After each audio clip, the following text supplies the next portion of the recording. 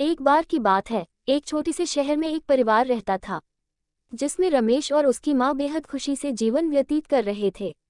Ramesh auto चलाता था और उससे जो भी आमदनी होती थी, माँ बेटा खुशी खुशी उससे गुजारा करते थे।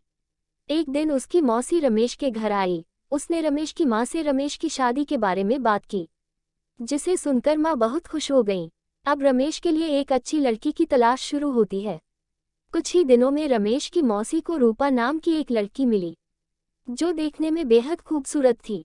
रमेश को भी रूपा बहुत पसंद आई और दोनों ने शादी कर ली।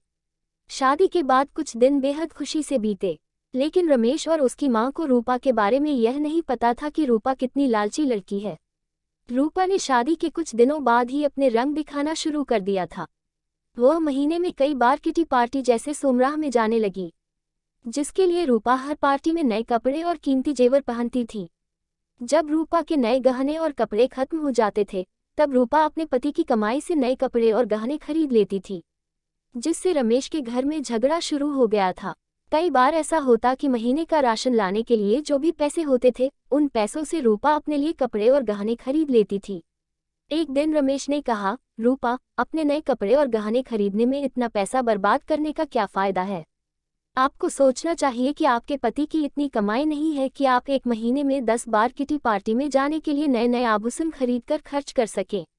ये सुनकर रूपा गुस्से से लाल हो गई और रमेश से कहने लगी, तुम हमेशा मुझसे कहते रहते हो, कभी भी तुम ज़्यादा कमाने के बारे में नहीं सोचते। यदि तुम ज़्यादा ऑटो रिक्शा चलाते तो ज़्यादा कमाई होती और आज मैं आराम से नए नए कपड़े पहन सकती। ये कहकर रूपा अपनी सास के पास जाती है और कहती है, माँ जी, जो गहने आपके पास हैं, मुझे दे दो, मैं इसे पहनकर पार्टी में जाऊंगी। रमेश की माँ ने पूरी बात सुनने के बाद कहा कि पुराने जमाने में सभी बहुएं अपने जेवर सास को देती थीं, लेकिन तुम मुझसे गहने मांग रही हो। रूपा ने कहा, तुम गहनों का क्या करोगी, मुझे दे दो। अंत में रमेश की माँ ने भी अपने सारे गहने रूपा को दे दिए और रूपा उन गहनों को पहनकर किटी पार्टी में चली गई। इधर रूपा के जाने के कुछ देर बाद ही घर में रमेश की मौसी आ गई। उसने रमेश की माँ से रूपा के बारे में पूछा तो माँ ने रूपा के बारे में सारी बातें बताईं। ये सुनकर मौसी ने रूपा को सबक सिखाने की सोची। रूपा की सास भी इस खेल में शामिल हो गई। रमेश की चाची घर का सारा राशन और सामान अपने घर ले गईं और थोड़ी देर में अपने सारे गहने और नए कपड़े ले आईं। गहने और कपड़े लाकर उन चीज़ों को घर की अलमारी में और कुछ को रसोई में रख दिया और अपने घर जाने लगी। जाते समय रूपा की सास से कहा कि जब रूपा घर आएगी तो ये जेवर देखकर वह तुमसे कुछ पूछेगी, तुम उसका अच्छे से उत्तर देना। उसके कुछ ही समय बाद रूपा किटी पार्टी से घर आई और अपनी अलमारी में सभी नए गहने देखकर बहुत खुश हुई।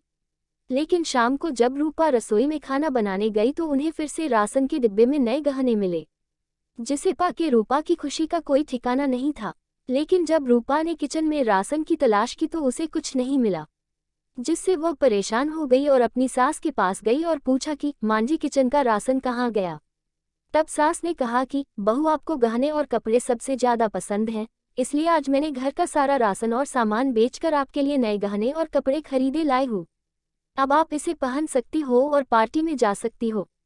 ये सुनकर रूपा ने कहा कि ठीक है, मगर खाने के बिना मैं गहनों और कपड़ों का क्या करूँगी? तो सास ने फिर जवाब दिया कि अब खाना खाने की क्या ज़रूरत, तुम्हें अपनी सबसे प्यारी चीज़ मिल गई है, तुम्हें इसमें खुशी होनी चाहिए। ये सुनकर रूपा को अपनी हरकत पर पछतावा होने लगा। तभी रमेश की मौसी भी आ गई। उन्होंने ये भी कहा कि यह सब मैंने आपको समझाने के लिए किया है कि केवल नए कपड़े और आभूषण जरूरी नहीं है, इसके अलावा दुनिया में भी बहुत कुछ होता है। और अगर आपको नए गहने और कपड़े पहनने का इतना शौक है, तो आप खुद क्यों नहीं कमाते और उस पैसे से ये सारी चीज़ें खरीद लेते हैं। सारी बातें सुनने के बाद रूपा को अब सब कुछ समझ में आ गया और अब से उसने फिर कभी ऐसा नहीं किया और अपने पति के कमाए हुए पैसे में खुशी खुशी रहने लगी। उम्मीद करती हूँ आपको कहानी पसंद आई होगी और ऐसी ही कहानी सुनने के लिए हमारे वीडियो को देखते रहें।